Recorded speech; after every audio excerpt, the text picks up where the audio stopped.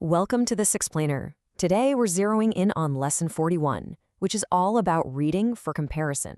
You know, if you've ever stared at a really dense, heavy academic text and wondered if it was written in some kind of secret code, well, you are absolutely in the right place. We're going to look at one of the ultimate tools for unlocking academic reading, and that's finding the relationships of similarity and difference. By the end of this, you won't just be reading passively. You'll literally be dissecting texts like a pro.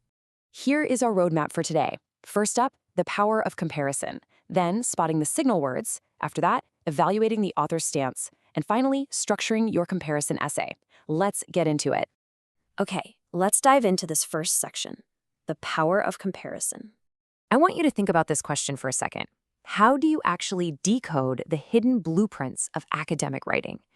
So often we approach reading passively, right? Just scanning the words and hoping the knowledge somehow absorbs into our brains. But academic reading, it's an active hunt. It's really about looking for relationships. Because when authors write, they don't just randomly list facts, they purposefully connect ideas, events, and theories. Recognizing those connections is the absolute key to truly understanding the text. As the source material points out, comparison is the engine of multiliterate academic thought. So what does that actually mean? Well, it means discovering similarities and differences is fundamentally how we categorize our world. It's exactly how different academic disciplines communicate with each other. Whether you're comparing a spoken lecture to a written one, or maybe weighing health consequences against legal ones in a case study, you're making choices based on context. Comparison is basically your ultimate tool for managing all this complexity. Moving right along to section 2, spotting the signal words. Authors actually leave a trail of breadcrumbs for us, known as signal words. When an author wants to show that two things are alike, they use similarity signals. We're talking about words and phrases like similarly, in common with, resemble, and like. But when they want to highlight a contrast, they'll pivot to different signals. You really need to keep your eyes peeled for words like unlike, in contrast to, distinct from, and differ. Recognizing this vocabulary instantly tells your brain how the information is being organized. It's a real game changer. And this brilliantly illustrates a practical exercise straight from our source material. Notice these high-frequency phrases. Look at words like changing, comparable, distinction, or similarity.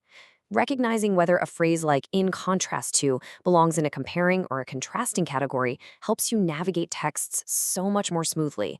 It honestly stops you from getting lost in all the academic jargon and points you directly to the author's logical framework. Let's put this into practice with a real-world example comparing Durham University and Bristol University.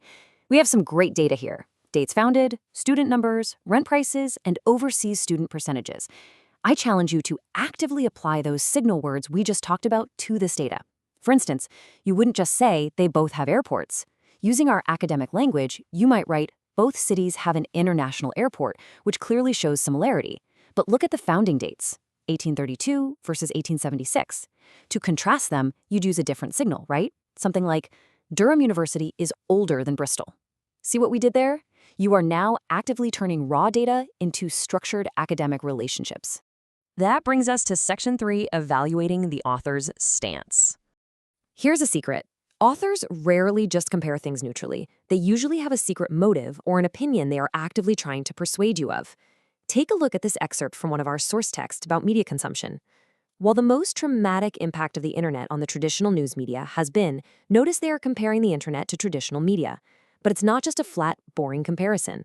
They didn't just say impact. They deliberately said dramatic impact. So the crucial point is how evaluating just a single word unlocks the author's true perspective. We call these evaluative words.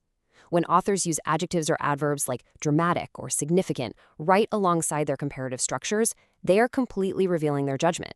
If they describe a shift as a more recent phenomenon or as having a significant impact, they're telling you exactly how they weigh these two concepts against each other. Identifying this evaluative language means you're no longer just reading the text. You are actively interrogating the author's stance. Let's move to section 4 and see how this all builds into structuring your comparison essay. Now, what's really interesting about this layout is that when you're writing a comparison essay, you generally have two main spatial architectures. First is the block structure. This is where you discuss absolutely everything about item 1 in your first paragraph, so points A, B, and C.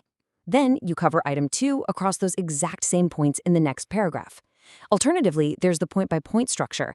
Here, your paragraphs are driven by the points themselves, comparing item 1 and item 2 right next to each other, point by point. Understanding these two blueprints keeps your logic perfectly sound, no matter how complex your topics might get. Whichever structure you end up choosing, your essay absolutely needs these essential elements to transform from a simple draft into a rock-solid academic argument. Think of this as your toolkit. You start with a clear thesis statement. That's your limitation and focus. Then you lay out your logical points of comparison. And crucially, you need your secret weapon, subordinators. Words like while, whereas, and although allow you to build these great complex sentences that emphasize your main points directly in the main clause. Finally, you just wrap the whole shebang up with a conclusion that summarizes your core ideas. All right, let's pull all of this together. This entire process officially graduates you from being a reading detective to a writing architect. Step 1. You actively read the text, identifying the items being compared and hunting down those signal words. Step 2. You look much closer at those evaluative adjectives and adverbs to uncover the author's true stance. And step 3, you take all that synthesized knowledge, choose your framework, either block or point by point, and you construct your very own compelling comparison essay. We have covered a tremendous amount of ground today, from spotting similarities and differences to evaluating arguments and structuring essays. But the real test happens when you leave this explainer. The very next time you encounter a dense, intimidating academic text, don't just passively scan the pages. Ask yourself, what hidden comparative blueprints will you uncover? Go find those signal words, dig out the author's stance, and take absolute control of your reading. Thanks so much for joining me on this explainer, and happy analyzing.